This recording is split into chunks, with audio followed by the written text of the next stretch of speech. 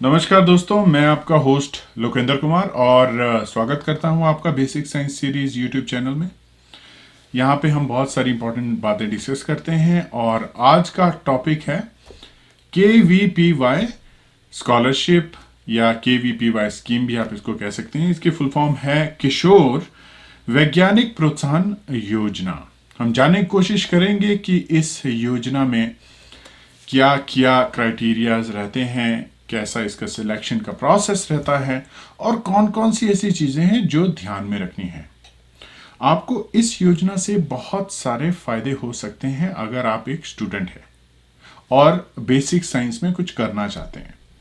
तो दोस्तों आइए जानने की कोशिश करते हैं इस योजना के बारे में। इसका क्राइटेरिया क्या रहेगा, कौन कौन से सब्जेक्ट इसमें इन्वॉल्व होंगे, क्या इसकी डेट्स हैं और सबसे इंपॉर्टेंट बात जो है, अभी इसकी डेट जो ऑनलाइन आ चुकी हैं, यानी आप फॉर्म भर सकते हैं। इसकी डेट है 6 सितंबर से शुरू हो चुकी है इसकी डेट, आप भर सकते हैं और क्लोजिंग डेट है 5 अक्टूबर 2020। तो इस फेलोशिप के बारे में जानना बहुत ज़रूरी है, स्पेशली अगर आप स्टूडेंट हैं क्लास 11th के, 12th के या फर्स्ट ईयर ऑफ ग्रेजुएशन, जिसको अंडर ग्रेजुएशन इसके केस में मैं कहूँगा। अंडर ग्रेजुएशन के अगर आप स्टूडेंट हैं और फर्स्ट ईयर में हैं तो आपके लिए इस फेलोशिप या इस स्कीम के बारे में जानना बहुत ज़रूरी है। तो आइए दोस्तों डिस्कस करते हैं KVPY इन डिटेल।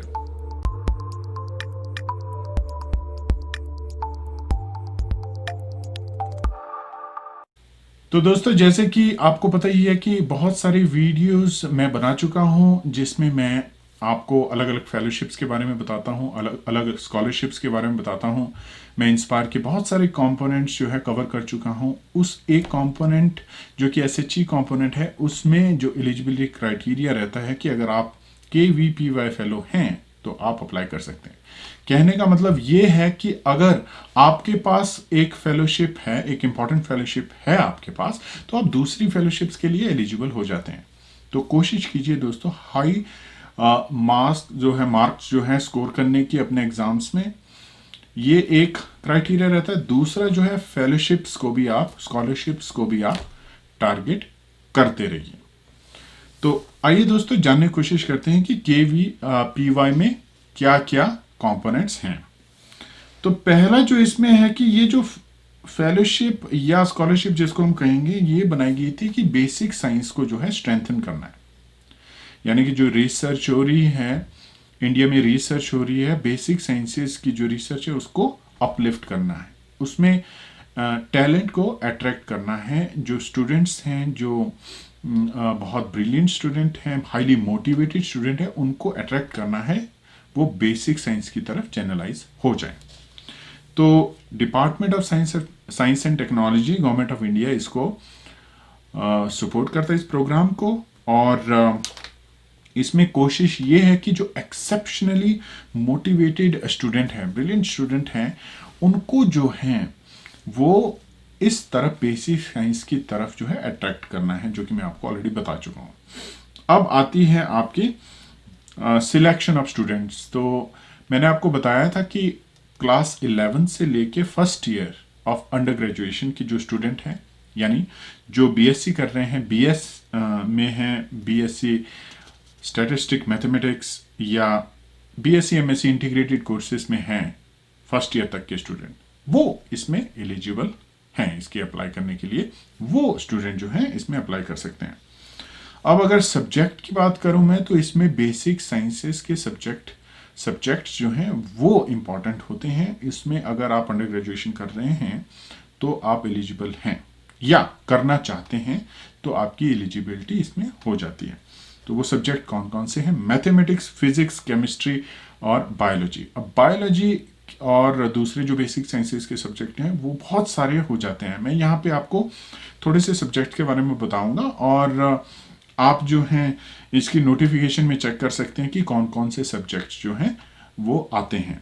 इसमें आता है दोस्तों biochemistry, statistics, microbiology, cell biology, ecology, biotechnology, nano science, molecular biology, botany, zoology, biophysics, physiology, bioinformatics इसमें आ गया, मेरीन बायोलॉजी भी इसमें आ रहा है, जियोलॉजी और मटेरियल साइंस भी इसमें आ रहा है, एनवायरमेंटल साइंस और अप्लाइड फिजिक्स और उसके साथ में जियोफिजिक्स। तो ये सारे जो सब्जेक्ट्स हैं ये इसमें इन्होंने इंक्लूड किए हैं। और अगर आपको इसके बारे में कुछ क्वेश्चन पूछना है तो आप कांटेक्ट कर सकते हैं जो इन्होंने KVPY की वेबसाइट में दिया हुआ इंफॉर्मेशन। आप DST भी कांटेक्ट कर सकते हैं। आप नोटिफिकेशन चेक कर लीजिए। अगर आपको इन सब्जेक्ट्स में इंटरेस्ट है तो आप जो है अप्लाई कर सकते हैं इसके लिए। और इसमें जो दूसरे जो एलिजिबिलिटी क्राइटेरिया अगर आप वो फुलफिल करते हैं तो आपके चांसेस बढ़ जाते हैं।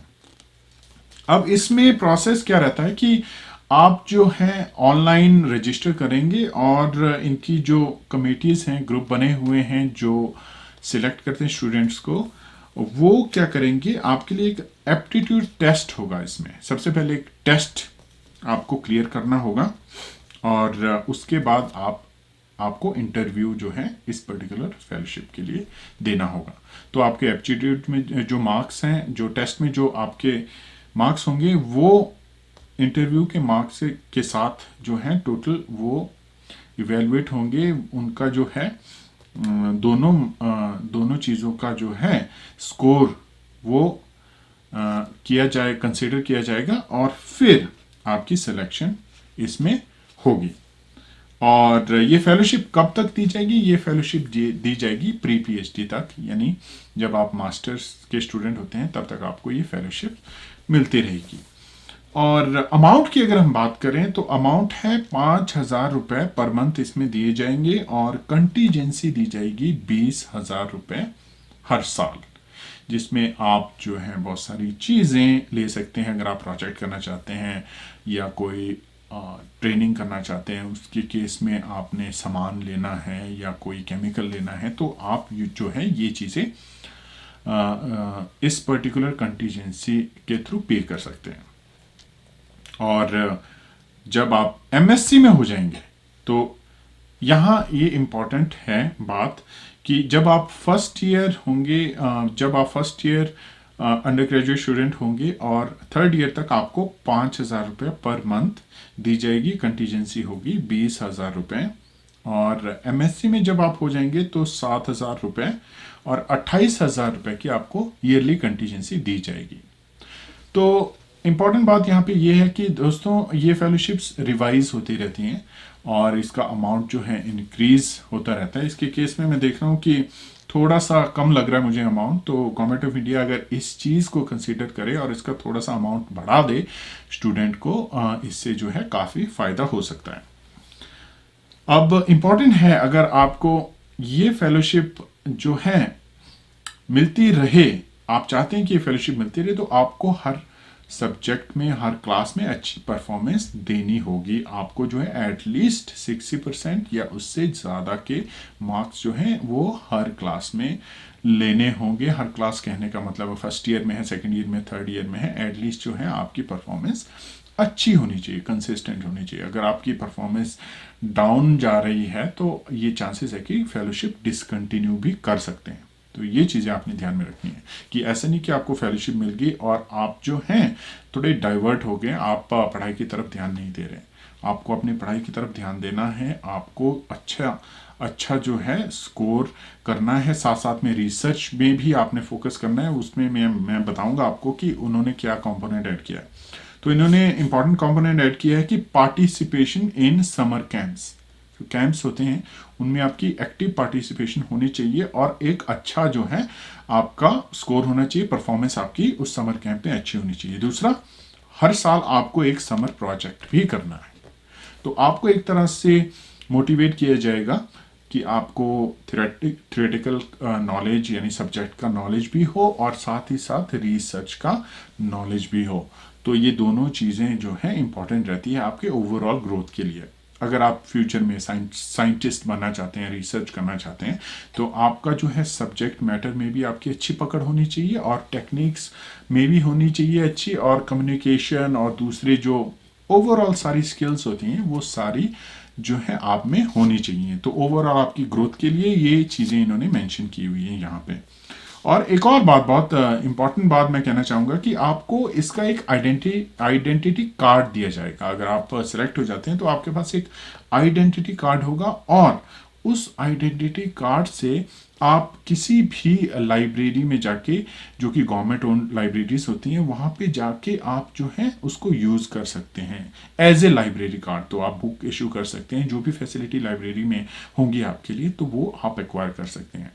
तो देखिए कितनी इंपॉर्टेंट बात है, आप यूनिवर्सिटीज़ लाइब्रेरी में जा सकते हैं एज ए अंडरग्रेड स्टूडेंट। आप वहाँ पे किसी भी इंस्टीट्यूट की लाइब्रेरी में जा सकते हैं, आप अपना कार्ड दिखाइए और आप जो है वहाँ से बुक्स इशू करवा सकते हैं या दूसरी फैसिलिटीज़ यूज़ कर सकते हैं। अब एलिजिबिलिटी की बात करें तो मैंने आपको बताया था कि 11th क्लास के जो स्टूडेंट हैं, 12th के जो हैं, और बीएससी फर्स्ट ईयर के जो स्टूडेंट हैं, वो एलिजिबल हैं इसके लिए। तो इनमें जो है आपके जो सबसे इम्पॉर्टेंट बात है कि 10th के मार्क्स कंसीडर किए जाएंगे। अगर आप बीएससी में हैं तो आपके 12th के मार्क्स कंसीडर होंगे। तो 10th में जो है मिनिमम 75% होने चाहिए जनरल कैटेगरी के लिए, और एसटी, एससी और पीडब्ल्यूडी कैटेगरी के लिए 65% मार्क्स जो हैं इन्होंने बताए हैं यहाँ पे। ये 10th के केस में। जब आप +2 की बात करते हैं, यानी 12th की बात करते हैं, तो वहाँ पे 60% जनरल के केस में और 50% जो है एसटी, एससी और पीडब्ल्यूडी के केस में आपको जो है ये एलिजिबिलिटी क्राइटेरिया पूरा करना होगा अगर आपने अप्लाई करना है तो एप्लीकेशन में आपको बता चुका हूँ सिलेक्शन प्रोसीजर क्या रहेगा। आपने ऑनलाइन रजिस्टर करना है, आपने सारी इंफॉर्मेशन देनी है, पर्सनल इंफॉर्मेशन देनी है, एड्रेस जैसे हो गया, सर्टिफिकेट जैसे हो गया, मार्क्स आपके कितने आए हैं, फोटोग्राफ, सिग्नेचर, ये कॉमन रहता है जब आप कभी भी अप्लाई करते हैं किसी भी फेलोशिप्स के लिए। तो दूसरा, उसके बाद आपको फ़ी जो है वो पे करनी पड़ेगी। इसमें फ़ी इन्होंने जनरल कैटेगरी के लिए बताई है 1250 रुपये, और एससी, एसटी और पीडब्ल्यूडी कैटेगरी के लिए बताई है 625 रुपये। ये फीस जो है आपको देनी पड़ेगी, बैंक चार्जेस एक्स्ट्रा रहेंगे इसमें। और जब आप ये सब कुछ कंप्लीट करेंगे तो आपकी एप्लीकेशन सबमिट हो जाएगी, सबमिट मानी जाएगी। उसके बाद बहुत सारे सेंटर्स हैं इसमें, ऑल ओवर इंडिया में इसके सेंटर हैं जहाँ पे आपने वो टेस्ट देना है। तो जब आप टेस्ट देंगे, आपके अच्छे नंबर उसमें आते हैं, तो आपके चांसेस काफ़ी ज़्यादा हैं कि आप इंटरव्यू के लिए सिलेक्ट हो जाते हैं। अगर आप इंटरव्यू के लिए सिलेक्ट हो जाते हैं तो आपके जो है काफ़ी चांसेस बढ़ जाते हैं इस फेलोशिप में सिलेक्शन होने के। दूसरा, सेंटर की मैंने बात की, ऑल ओवर इंडिया बहुत सारे सेंटर हैं, आप नोटिफिकेशन में चेक कर सकते हैं। मैं डिस्क्रिप्शन में लिंक डाल दूंगा इस वेबसाइट का, आप क्लिक कीजिए, जाइए, विजिट कीजिए, सारी इन्फॉर्मेशन पढ़िए। अगर आपको लगता है कहीं कि मैंने इन्फॉर्मेशन नहीं प्रोवाइड की, उसके लिए आप कमेंट कर सकते हैं वीडियो में, मैं आपको वो स्पेसिफिक इन्फॉर्मेशन प्रोवाइड करने की कोशिश करूंगा। और एग्ज़ाम जो है, ऑब्वियसली इसका जो एग्ज़ाम जो है ऑल इंडिया लेवल का रहेगा तो मुश्किल रहेगा, इसलिए आपने अच्छे से इसकी तैयारी करनी है। और डेट्स मैं आपको बता चुका हूँ कि 6 सितंबर 2020 से ये ऑनलाइन एप्लीकेशन की डेट जो शुरू हो चुकी है, और ये क्लोजिंग डेट है इसके 5 अक्टूबर। तो 5 अक्टूबर में ये एप्लीकेशन की डेट जो है क्लोज हो जाएगी, और एग्ज़ाम होगा 1 जनवरी 2021 में। तो आपने जो है तब तक आपको कुछ महीने मिल जाएंगे तैयारी करने के लिए। वैसे जो इन फेलोशिप्स के लिए आपको एडवांस में तैयारी करनी होती है, तो जितने भी आपके पास महीने हैं, जितना भी आपके पास टाइम है, कोशिश कीजिए कि आप अपनी तैयारी अच्छी रखें। जो सब्जेक्ट्स आप पढ़ चुके हैं, साइंसेस के जो सब्जेक्ट हैं, उसमें से बहुत सारी चीज़ें पूछी जाएंगी ऑब्वियसली, और उसके लिए आप अपनी तैयारी जो है वो अच्छी रखें। बाकी अगर आपकी इस साल सिलेक्शन नहीं होती है तो अगले साल आप फिर से अप्लाई कर सकते हैं, और आपको जो है अपने सब्जेक्ट पे इसकी पकड़ रखनी है, आपको अच्छे ढंग से पढ़ाई करनी है, आपको फुल्ली प्रिपेयर रहना है। तो अगर आप प्रिपेयर्ड हैं तो अगली साल, इस साल अगर आपका जो सिलेक्शन नहीं होता है तो अगली साल के लिए आपके चांसेस बढ़ जाते हैं। अगर आप जो है 11th में हैं या 12th में हैं, अगर आप फर्स्ट ईयर में हैं तो सेकेंड ईयर में जो है अकॉर्डिंग टू एलिजिबिलिटी क्राइटेरिया आप अप्लाई नहीं कर सकते हैं। तो आपके पास एटलीस्ट 3 साल तो हैं जो कॉन्स्टेंटली आप इसमें जो है अप्लाई कर सकते हैं।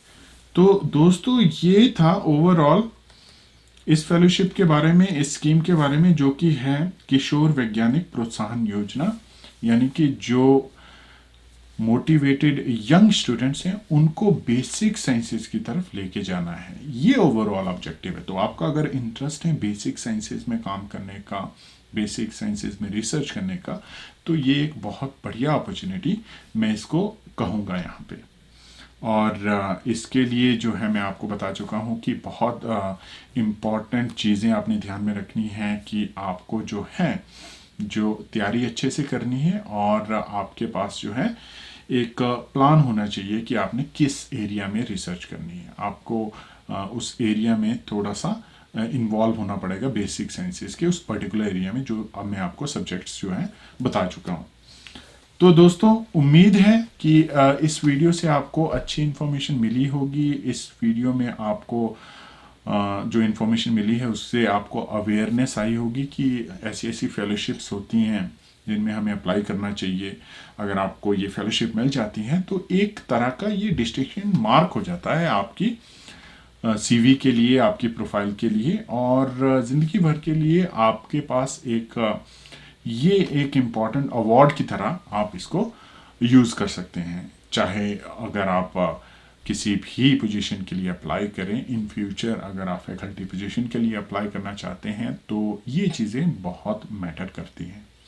तो उम्मीद है दोस्तों आपको इस वीडियो से सही इन्फॉर्मेशन मिली होगी, आप अवेयर हुए होंगे, और ऐसे ही वीडियो मैं आपके साथ शेयर करता रहूँगा। इसी ही तरह की इन्फॉर्मेशन मैं आपको देता रहूँगा और आपको अवेयर करता रहूँगा।